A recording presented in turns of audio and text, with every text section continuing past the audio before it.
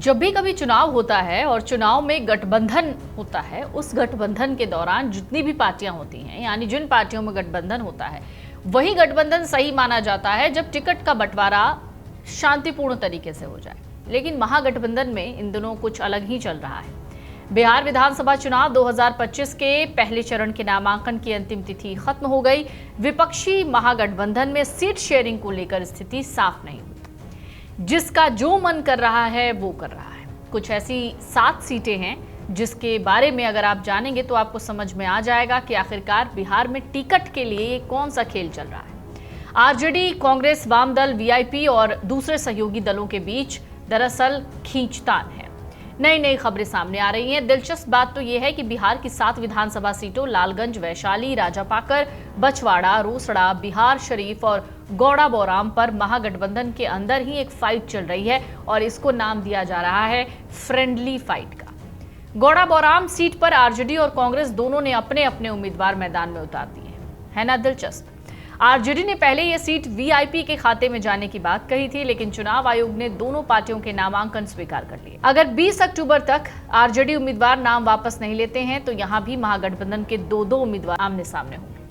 इस सीट पर वीआईपी ने संतोष सहनी और आरजेडी ने अफजल अली खान को उम्मीदवार बनाया है। किसी भी चुनाव में जीत के लिए सबसे पहली शर्त होती है टिकटों का ठीक से बंटवारा हो जाए, लेकिन इसमें महागठबंधन फेल है। महागठबंधन में शामिल राजनीतिक दलों के बीच सीटों के बंटवारे का मसला कई मुलाकातों, बैठकों के बाद भी हल नहीं हुआ। बिहार में दूसरे चरण का नामांकन दाखिल करने की अंतिम तिथि 20 अक्टूबर है और अभी तक भी ये कोई बता नहीं सकता कि कांग्रेस कितनी सीटों पर, आरजेडी कितनी सीटों पर और महागठबंधन में शामिल बाकी दल कितनी सीटों पर चुनाव लड़ रहे हैं। लालगंज और वैशाली में अजीब सा विरोध दिख रहा है। वैशाली में आरजेडी ने पूर्व जेडीयू नेता अजय कुशवाहा को टिकट दिया, जबकि कांग्रेस ने संजीव सिंह को उम्मीदवार बनाया।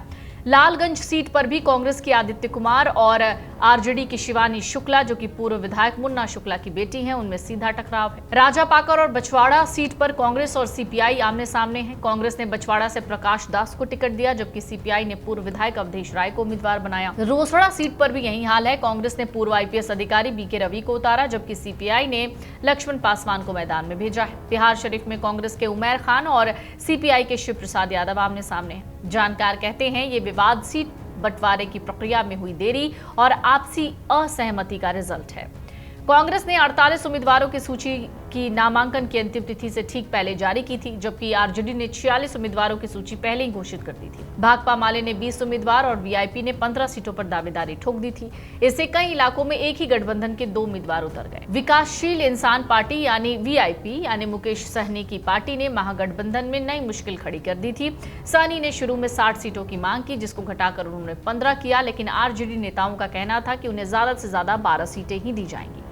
सहनी उप मुख्यमंत्री पद की मांग पर अड़े थे, जिससे तेजस्वी यादव और आरजेडी नेतृत्व असहज महसूस कर रहे हैं। बात झारखंड मुक्ति मोर्चा की करते हैं तो इस बीच एक और झटका लगा है। हेमंत सोरेन की पार्टी जेएमएम से ये झटका मिला है। झारखंड मुक्ति मोर्चा ने महागठबंधन से अलग बिहार में इंडिपेंडेंट रूप से चुनाव लड़ने का ऐलान किया। जेएमएम महासचिव सुप्रियो भट्टाचार्य ने कहा कि पार्टी बिहार में 6 सीटों चकाई, धमदाहा, कटोरिया, पिरपैंती और मनिहारी और जमुई पर अपने दम पर चुनाव लड़ेगी। इस फैसले को महागठबंधन की कमजोर एकता का एक और उदाहरण माना जा रहा है।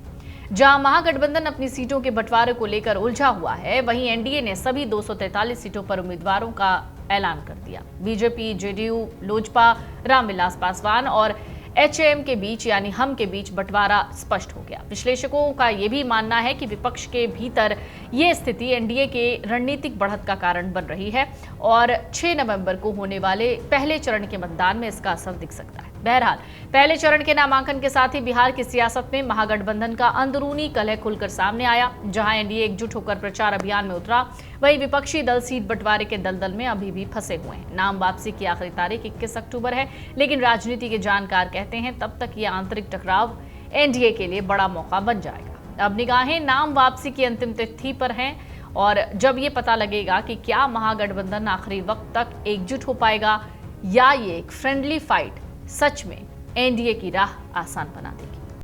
अगर आप ये वीडियो YouTube पर देख रहे हैं तो हमारे चैनल को सब्सक्राइब कर बेल आइकन दबाएं और Facebook पर देख रहे हैं तो हमारे पेज को लाइक करें।